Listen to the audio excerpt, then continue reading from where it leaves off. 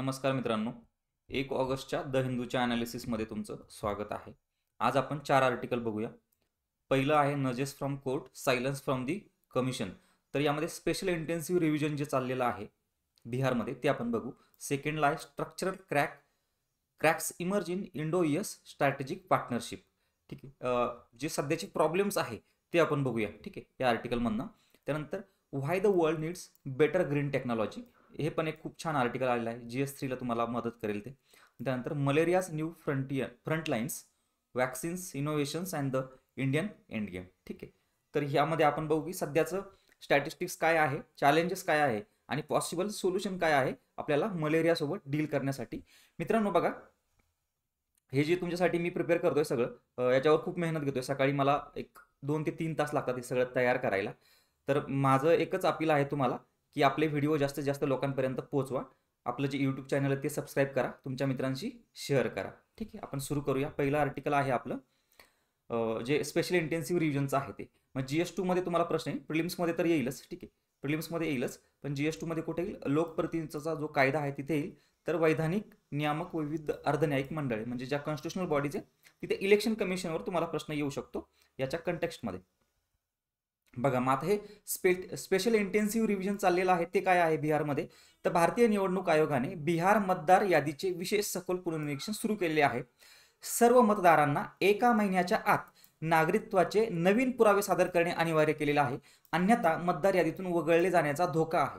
ठीक आहे, म्हणजे हा जो प्रॉब्लेम आहे ना, हा खूप म्हणजे आपल्याला वाटतो तेवढा पण इझी नाही आहे. खूप मोठा प्रॉब्लेम आहे हा. स्पेशल इंटेन्सिव्ह रिव्हिजन म्हणजे तुमच्याकडे जर तुम्ही ऑलरेडी पहिल्यांदा मतदान केलेलं आहे, पण आता तुमच्याकडे काही डॉक्युमेंट नाही आहे आणि जर ते डॉक्युमेंट नसतील तर तुम्ही डायरेक्ट त्या इलेक्टोरल रोलच्या बाहेर असणार आहात. ठीक आहे, आणि आयोगाचं म्हणणं आहे की एक तांत्रिक सुधारणा आहे. पण बघा समस्या काय देतात आता, खऱ्या समस्या बघा, घटनात्मक तत्वांचा भंग झालेला आहे असं या आर्टिकलमध्ये म्हटलेलं आहे. ही प्रक्रिया नागरिकत्वाचा पुरावा सादर करण्याची जबाबदारी राज्याकडून नागरिकावर टाकते. ठीक आहे, तर राज्यांनी म्हणजे राज्य इथं in the context of state. ठीक आहे, येस कॅपिटल. तर ती स्टेटची जबाबदारी आहे, ती त्या देशाची जबाबदारी आहे की नागरिक आहे की नाही. तर नागरिकांवरती ढकलली नाही पाहिजे की तुम्ही प्रूव्ह करा तुम्ही भारताचे नागरिक आहे का नाही. ठीक आहे, तर पॉईंट नंबर 1. पॉईंट नंबर 2 काय आहे, तर भारताचा सार्वत्रिक प्रौढ मताधिकार हा वंचित घटकांनाही समाविष्ट करण्यासाठी तयार करण्यात आलेला होता, तर त्यालाच धोका आहे. जे आपण आर्टिकल 329 बघतो आपण, 328 आहे, 326 आहे. तर यामध्ये काय आहे की सगळ्यांना मतदानाचा अधिकार आहे इरेस्पेक्टिव्ह ऑफ युअर बॅकग्राऊंड.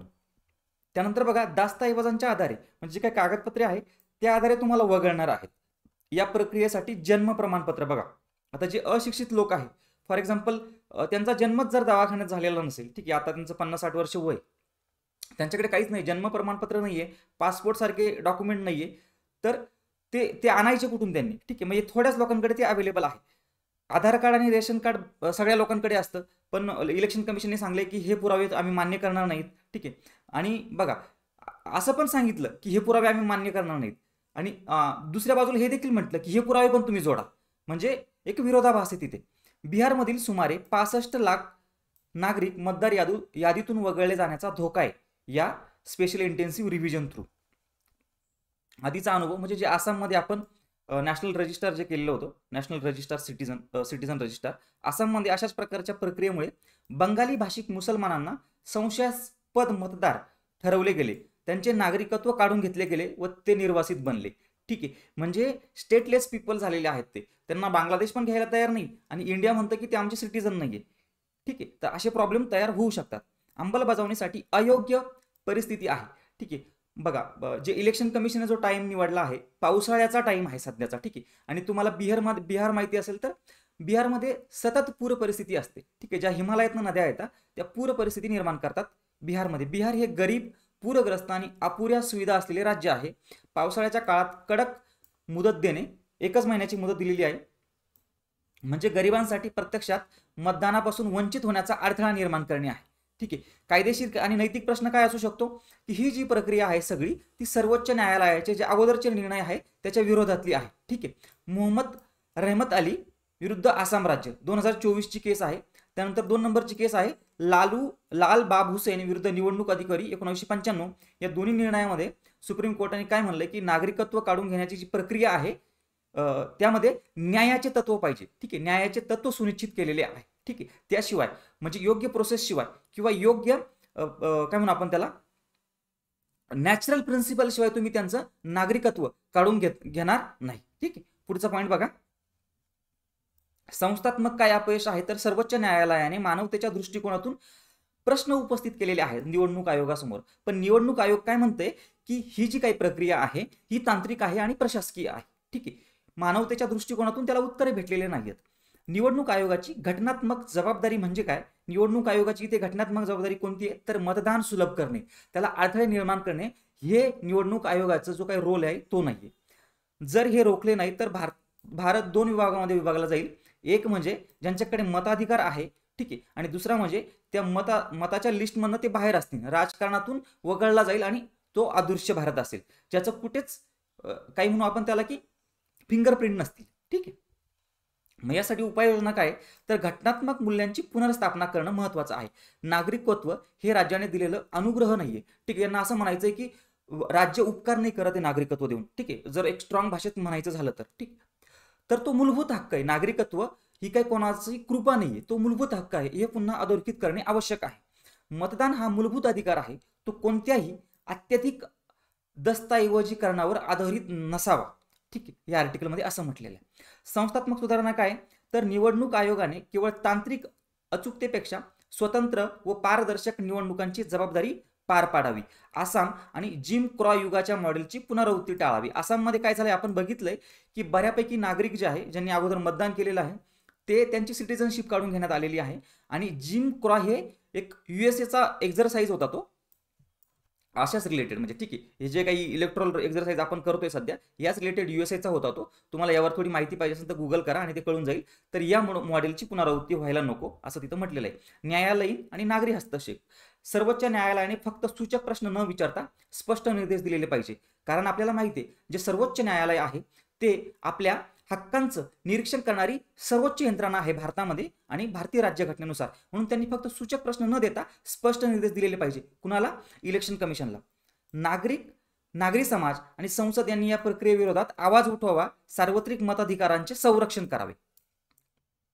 नवीन दृष्टिकोनाची गरज. निवडणुका म्हणजे फक्त प्रवेश परीक्षा नाही तर समावेश व सहभागाचे प्रतीक आहे. कशामध्ये तर पॉलिटिकल प्रोसेसमध्ये आपल्या, ठीक आहे, राजकीय प्रक्रियेमध्ये. मतदान कागदपत्रांवर आधारित नसून समानता, सहभाग व लोकशाहीमधील समान भागीदारी यावर आधारित आहे. कन्क्लुजन काय येईल तर मग या आर्टिकलचं मतदानाचा हक्क म्हणजे केवळ कागदोपत्री प्रक्रिया नाही तर तो आपण सर्वजण या लोकशाहीचे समान आणि संपूर्ण सदस्य आहोत याचे स्पष्ट आणि ठाम घोषणा करणारे ते एक काय म्हणू आपण डिक्लेरेशन आहे. बिहारमधील विशेष पुनर्निरीक्षण किंवा हे जे काही स्पेशल इंटेन्सिव्ह रिव्हिजन चाललेलं आहे ती एक निर्णायक घटना आहे. आणि सार्वत्रिक प्रौढ मताधिकारासारखी मूलगामी लोकशाही मूल्य जपायचे की प्रशासनाच्या नावाखाली त्याला हळूहळू कमजोर करायचे हे आता देशाला ठरवावे लागेल असं या आर्टिकलमध्ये म्हटलेलं आहे. तर तुम्हाला जे आर्ग्युमेंट आहेत त्याच्या अगेन्स्ट त्या कळलेल्या आहेत आणि आर्ग्युमेंट या इन फेवरमध्ये द्यायच्या असं आपल्याला स्पेशल इंटेन्सिव्ह रिव्हिजनच्या, तर ज्या इलेक्शन कमिशनच्या आर्ग्युमेंट आहे त्या आपण लिहायच्या आहे. कोणत्या? तर ही एक तांत्रिक आणि प्रशासकीय प्रक्रिया आहे, ते आम्ही रेग्युलर एक्झरसाइज करत असतो, ठीक आहे. तर आपला आन्सर जेणेकरून बॅलन्स होईल. पुढचं आर्टिकल बघूया आपण. आर्टिकलचं नाव आहे structural cracks emerge in India US strategic partnership, ठीक आहे. जे काही काल ट्रम्प म्हटले की आम्ही 1 ऑगस्टपासून एवढे जे काही आहे तुमच्यावर टॅरिफ लावू, ठीक आहे, 25%. मग सिलेबसचा कोणता पॉईंट हा तर द्विपक्षीय जे संबंध आहे US आणि अमेरिका, GS2 मध्ये येईल. इथं GS3 झालंय तो 2 करून घ्या.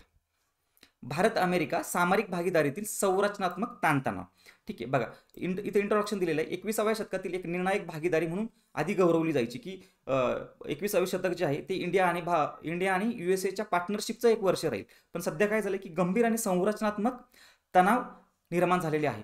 अधिकृत अमेरिकन निवेदन आहे म्हणजे जे काही अमेरिकेचे डॉक्युमेंट आहे अधोरेखित ते अजूनही काय म्हणतात की भक्कम आणि प्रायोरिटीची अशी आमची पार्टनरशिप आहे. पण याबाबत वॉशिंग्टन DC मध्ये जे काही एक्सपर्ट आहे म्हणजे अमेरिकेमध्ये तर ते याबाबत संशय व्यक्त करतात. राष्ट्रवादी अजेंडा. बघा आता हे पॉईंट महत्वाचे आहे की तणावाचे प्रमुख मुद्दे काय तर नंबर 1ला आहे राष्ट्रवादी अजेंडा. दोन्ही देशांतर्गत जे काही परराष्ट्रीय धोरणं आहेत ते कशावर अवलंबून आहेत तर राष्ट्रवादी जनमताच्या प्रभावाखाली येत आहे. आपल्याला माहिती आहे की भारतात तर पहिल्यापासून तसं आहे, अमेरिकेत पण सध्या तशीच परिस्थिती आहे. आणि भारताची आंतरराष्ट्रीय पातळीवरील सक्रियता अमेरिकेला अस्वस्थ करते, कारण अमेरिका इतर देशांच्या शक्ती प्रदर्शनासोबत संशयित असते.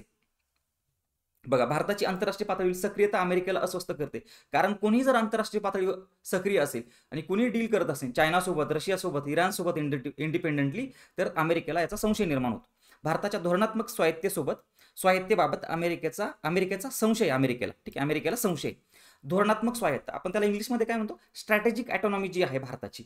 पंतप्रधान मोदींच्या नेतृत्वाखाली भारत अधिक आक्रमक परराष्ट्र धोरण राबवत आहे, आतंकवादाला प्रत्युत्तर देत आहे. आपण बघितलं की मिशन सिंदूर म्हणून सैनिकी कारवाया, स्वायत्त धोरणांचे पालन हे अमेरिकेला अडचणीचे वाटते. भारताचं जी काही स्ट्रॅटेजिक ऑटोनॉमी आहे ती अमेरिकेला अडचणीची वाटायला लागली आहे, विशेषतः अणुसंघर्षाच्या शक्यतेमुळे. की साऊथ एशियामध्ये माहिती आपल्याला 2 ज्या पॉवर आहेत त्या न्यूक्लिअर पॉवर आहेत, म्हणून अमेरिका भारताचा या धोरणांना स्पष्ट पाठिंबा देण्यास संकोच करते. हा पॉईंट नंबर 2 होता. पॉईंट नंबर 3 काय आहे, तर अमेरिकेचा दुहेरी मापदंड बघा कशा प्रकारे आहे. अमेरिका अनेक प्रतिस्पर्धी जोड्यांशी, जसे की कतार आणि सौदी अरेबिया एकमेकांचे मित्र राष्ट्र नाही आहेत, दक्षिण कोरिया, जपान मित्र राष्ट्र नाही आहेत, भारत, पाकिस्तान एकमेकांचे मित्र राष्ट्र नाहीत, पण अमेरिका डील करते यांच्यासोबत इंडिपेंडेंटली, ठीक आहे. पण त्याच वेळेस भारताने जर असं केलं, रशिया, इराण किंवा चायनासोबत जर डील केलं तर ते मान्य करत नाही, ठीक आहे. असा अमेरिकेचा दुहेरी मापदंड आहे.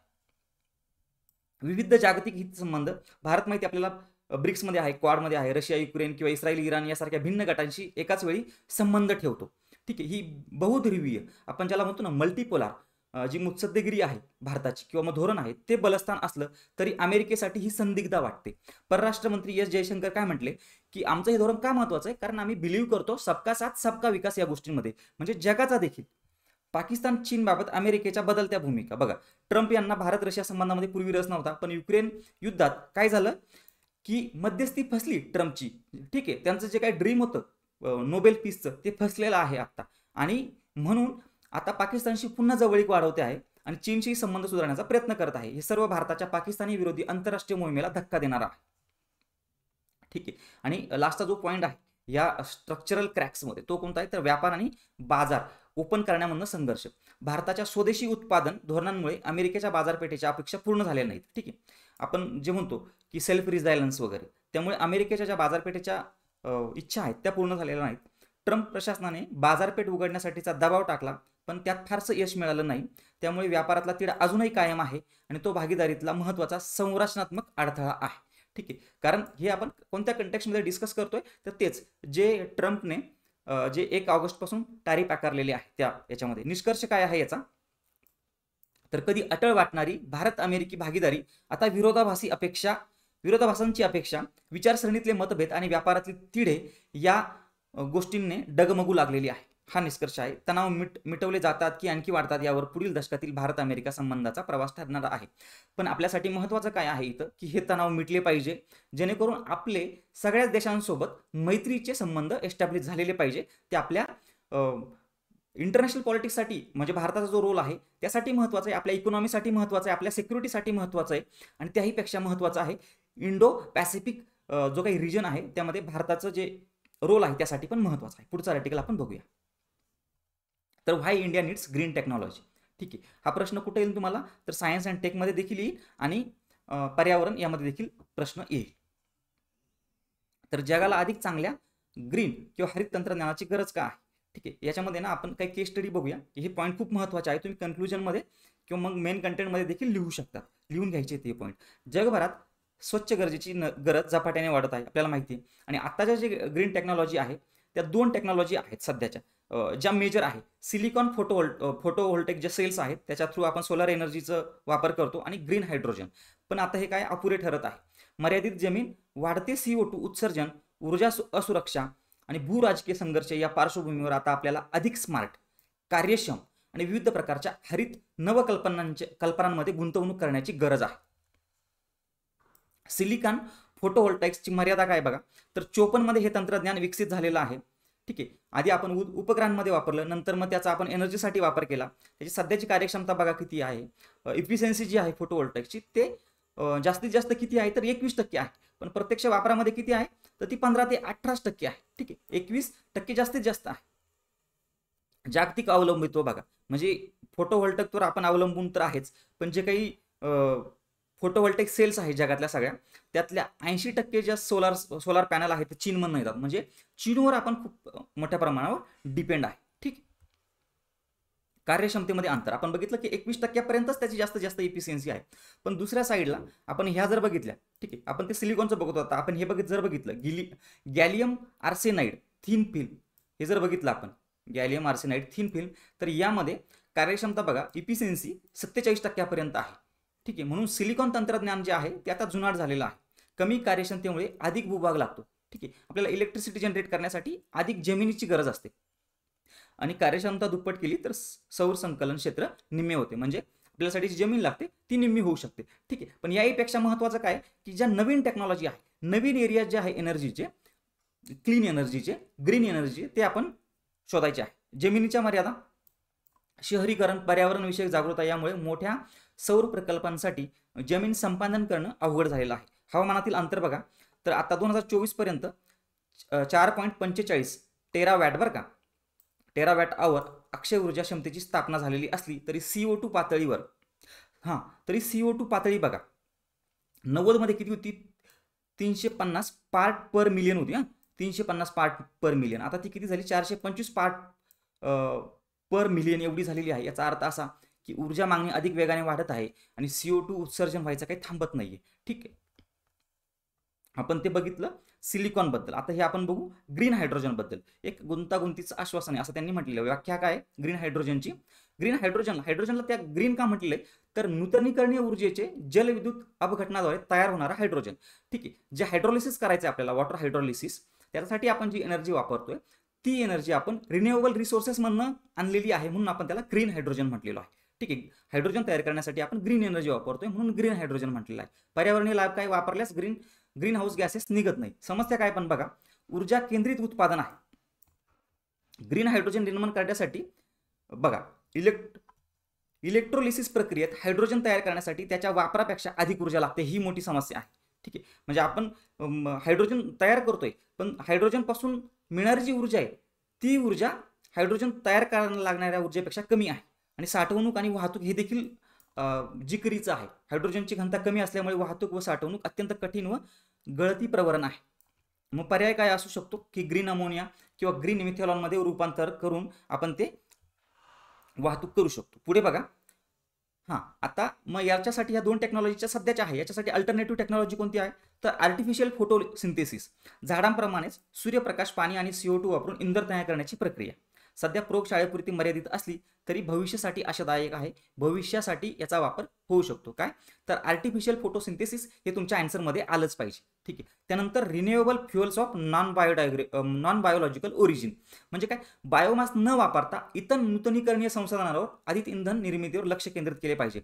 म्हणजे जे आपलं काय म्हणजे आपण ग्रीन हायड्रोजन आहे ना, तर ग्रीन हायड्रोजन पण याच प्रकारात येईल. कोणता तर renewable fuels of non biological origin. तर यासारख्या आपण आणखी नवीन गोष्टी शोधल्या पाहिजे. युरोपने यामध्ये गुंतवणूक ऑलरेडी तयार केलेली आहे आणि भारत जे आहे तो एनर्जी इम्पोर्ट जे काही आहे भारताचं ते 85% एनर्जी जी आहे आपली ती इम्पोर्ट थ्रू आपण भागवतो. म्हणून या टेक्नॉलॉजीमध्ये इन्व्हेस्टमेंट करणं गरजेचं आहे. यासाठी धोरण आणि संशोधन शिफारशी बघा, प्रगत ग्रीन तंत्रज्ञानासाठी R&D मध्ये गुंतवणूक वाढवली पाहिजे. आपण सार्वजनिक आणि खाजगी भागीदारी ज्याला आपण PPP म्हणतो तो नवोपक्रम व स्केलिंग वाढवावी लागेल. फक्त एका तंत्रज्ञानावर अवलंबून न राहता विविध पर्याय स्वीकारावे लागतील. दीर्घकालीन बचत, जर आपण आज 1 कोटी जर गुंतवले तर भविष्यामध्ये ते अनेक आपले म्हणजे आपण 1 कोटी जर आता गुंतवले तर भविष्यासाठी ते आपले अनेक कोटी वाचू शकतात असं इथे म्हटलेलं आहे. निष्कर्ष बघा, सिलिकॉन फोटोव्होल्टाइक्स किंवा ग्रीन हायड्रोजन हे सुरुवातीचे महत्त्वाचे टप्पे होते. ठीक आहे, सुरुवातीचे टप्पे होते, पण आता आपण त्याच्या पण बियॉन्ड गेलेलं पाहिजे. आता जगाला गरज आहे अधिक चांगल्या, अधिक कार्यक्षम, व्यवहार्य आणि परवडणाऱ्या आणि पर्यावरणपूरक ग्रीन तंत्रज्ञानाची. ठीक आहे. पुढचा पॉईंट आहे आपला मलेरिया. लास्ट पॉईंट आहे, लास्ट टॉपिक आहे, तो पण GS3 मध्ये येईल आपल्याला सायन्स अँड टेक्नॉलॉजीमध्ये. ठीक आहे. मलेरियाबाबत आपण बघूया थोडंसं. बघा सध्याची जी स्थिती काय आहे, जागतिक स्थिती बघा तर 29.4 कोटी रुग्ण आहेत. 2023चा डेटा आहे. दरवर्षी 6 लाख मृत्यू होतात मलेरियापासून आणि औषधांना प्रतिकार करणारे जे पॅरासाइट्स आहेत मलेरियाचे ते आता औषधांना प्रतिकार करायला लागलेले आहेत, ज्याला आपण म्हणतो ना मल्टी ड्रग रेजिस्टंट.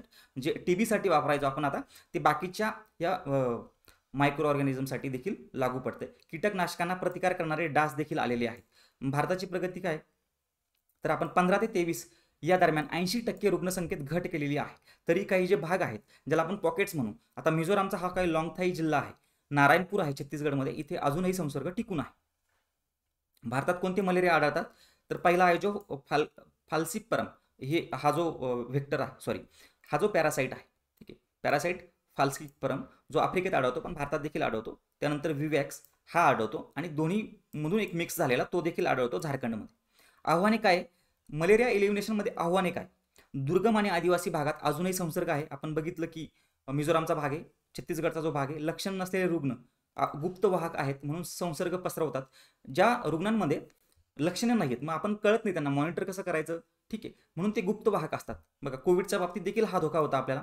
आणि जे विवॅक्स पॅरासाइट आहे तो सुप्त असतो बऱ्याच वर्ष किंवा मग बराच काळ, तो पुन्हा पुन्हा संसर्ग तयार करतो. यासाठी प्रभावी लस अद्याप नाहीये. कमकुवत आरोग्य यंत्रणा, ग्रामीण भागात उपचार आणि लसीकरणात अडथळे, डॉक्टर प्रशिक्षण, औषध प्रतिकार ट्रॅकिंग याकडे दुर्लक्ष. ठीक आहे, डॉक्टरचे जे प्रशिक्षण आहे ग्राउंड लेवलवर, औषध प्रतिकार ट्रॅकिंग म्हणजे काय, जे ड्रग रेजिस्टंट झालेले जे जीवाणू आहेत, पॅरासिट पार्टी काय म्हणू आपण त्याला, सॉरी, परजीवी आहेत, यांच्याकडे आपलं दुर्लक्ष झालेलं आहे. ठीक आहे, डासावरील नियंत्रण जटिल झालेले आहे. जीन ड्राईव्हचे धोके संभवतात. जीन ड्राईव्ह म्हणजे कन्सेप्ट पुढे सांगतो तुम्हाला. जर आपण काही जेनेटिकल टेक्नॉलॉजी वापरून डासांवर जर आपण काही मॉडिफिकेशन केलं तर जीन ड्राईव्हचे धोके संभवतात. ते थोडक्यात तुम्हाला मी सांगतो. आणि मग उपाय आणि प्रगती काय आहे बघा. उपाय काय आहे तर याच्यासाठी, तर लसीकरण महत्त्वाचं आहे. ठीक आहे, पॉईंट नंबर 1 लसीकरण आहे. तर लसीकरणामध्ये तुम्ही हे एक्झाम्पल देऊ शकता. RTSS वॅक्सिन आहे. ठीक आहे, R21 मॅट्रिक्स नावाची वॅक्सिन आहे. ठीक आहे, याचा जो डेटा आहे तो डिटेल नाही लिहिला तरी चालेल. व्होल पॅरासाइट नावाची जी लस आहे या कॅटेगरीमध्ये. त्यानंतर ब्लड स्टेजवर काम करणारी लस आहे. तर ठीक आहे, तर ह्या लसीचं जे आहे ना ते तुम्ही एक्झाम्पल द्यायचे आहेत की व्होल पॅरासाइट लस, त्यानंतर ब्लड स्टेजवर काम करणारी लस, त्यानंतर ट्रान्समिशन ब्लॉक करणाऱ्या पण लसी आहेत. ठीक आहे, म्हणजे एकाला ट्रान्समिट झाली, एकाला मलेरिया झालाय पण तो दुसऱ्यापर्यंत ट्रान्समिट होऊ नये तर त्यासाठी पण लसी आहेत. ठीक आहे, त्यानंतर दुसरी कॅटेगरी येते. पहिले आपण बघितलं की लस देणे, त्यानंतर रोगप्रतिकारक क्षमता वाढवणे. ठीक आहे, मग हे जे काही मेडिसिन आहे, फेरेटिन, CFG ॲडज्युवंट, यामध्ये आपण रोगप्रतिकारक क्षमता वाढवू शकतो. ठीक आहे, RMA ज्या लसी आहे त्याच्या थ्रू रोगप्रतिकारक क्षमता वाढवू शकतो. आणि नवीन टेक्नॉलॉजी काय आहे बघा, या नावाची एक कृत्रिम अँटीबॉडी आहे. काय, D1D2V IgG. ठीक आहे, या नावाची एक कृत्रिम अँटीबॉडी आहे. ती काय करते की हे जे पॅरासाइट्स आहेत त्यांची जी प्रतिकारशक्ती आहे, सॉरी, जे आपले पॅरासाइट आहेत ते काय करतात की आपली जी इम्युनिटी सिस्टम आहे त्याला स्विच ऑफ करण्याचा प्रयत्न करतात. तर त्यांची ही जी काही पॉवर आहे ना त्याला ही अँटीबॉडी डील करेल असं यांचं म्हणणं आहे. तर अद्याप ही जी काही आहे सगळ्या गोष्टी हे प्राण्यांमध्ये प्राण्यांमध्ये नाही झालेलं अजून. आपण प्रयोगशाळेत यशस्वी केलेला आहे. जीन ड्राईव्ह तंत्रज्ञान, मी तुम्हाला म्हटलं की जीन ड्राईव्ह तंत्रज्ञान काय की जेनेटिकल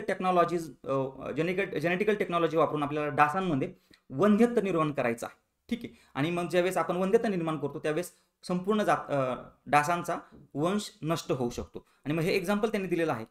वंध्यत्वकारक जनके घालून अॅनोफिलस डासांची वंशज नष्ट केले. कुठं, प्रयोगशाळेत नष्ट केलेला आहे आपण. पण यापासून धोका असा होऊ शकतो की ते आपण एन्व्हायरमेंटमध्ये सोडल्यानंतर नैसर्गिक संतुलन आहे ज्याला इकोलॉजिकल स्टॅबिलिटी म्हणतो आपण, ती एक डिस्टॅबिलाइज व्हायला नको. ठीक आहे, आणि सौम्य जनुकीय संपादन, P1 जीनमध्ये बदल करून डासात परजीवी वाढ थांबवणे, म्हणजे जे काही पॅरासाइट डासांमध्ये वाढतात त्याला आपण थांबवू शकतो. ठीक आहे, हे सौम्य जनुकीय संपादन करून. ठीक आहे, मग आपल्यासाठी कन्क्लुजन काय, वे फॉरवर्ड काय, तर 2030 पर्यंत आपल्याला मलेरिया निर्मूलन करायचं आहे. मग त्यासाठी अचूक आणि व्यापक संसर्ग ट्रॅकिंग प्रणाली एस्टॅब्लिश करायची आहे, किंवा मग ती जर आहे आपल्याकडं तर तिला प्रॉपर इम्प्लिमेंट करायचं आहे. ह्या ॲडफाल्सिवॉक्स सारख्या प्रभावी लसीची फील्डवर अंमलबजावणी करायची आहे. त्यानंतर संशोधक, नियामक, उद्योग याच्यामध्ये सुसूत्रित समन्वय आणायचा आहे. म्हणजे ठीक आहे, जे रिसर्चर्स असतील किंवा मग वॅक्सिन प्रोड्युसर करणाऱ्या कंपन्या असतील तर यामध्ये सगळ्यांवर आपल्याला कोऑर्डिनेशन आणायचं आहे. प्राथमिक आरोग्य कर्मचाऱ्यांचे प्रशिक्षण आणि सामर्थ्य वाढवणे. ठीक आहे, कॅपॅसिटी आणि ट्रेनिंगवर आपल्याला फोकस करायचा. डास नियंत्रण व औषध प्रतिकारांचे सातत्यपूर्व निरीक्षण करायचे. ठीक आहे, हे आपलं कन्क्लुजन आहे की कोविडसारखी गती जर आपण याच्यामध्ये आणली, राजकीय इच्छाशक्ती असली तर आपण मलेरिया 2030 पर्यंत निर्मूलन करू शकतो. संशोधन, निधी, धोरण याची योग्य सांगड घालून वैज्ञानिक प्रगती जमिनीवर पोहोचवणं आवश्यक आहे. ठीक आहे मित्रांनो, हे जे काही कंटेंट आहे ते तुम्ही डायरेक्टली आन्सरमध्ये यूज करू शकता. याच्या नोट्स काढून घ्यायच्या आहे आणि हे व्हिडिओ तुम्ही बघायचे आहे शेवटपर्यंत. थांबतो, भेटूया पुढच्या सेशनमध्ये.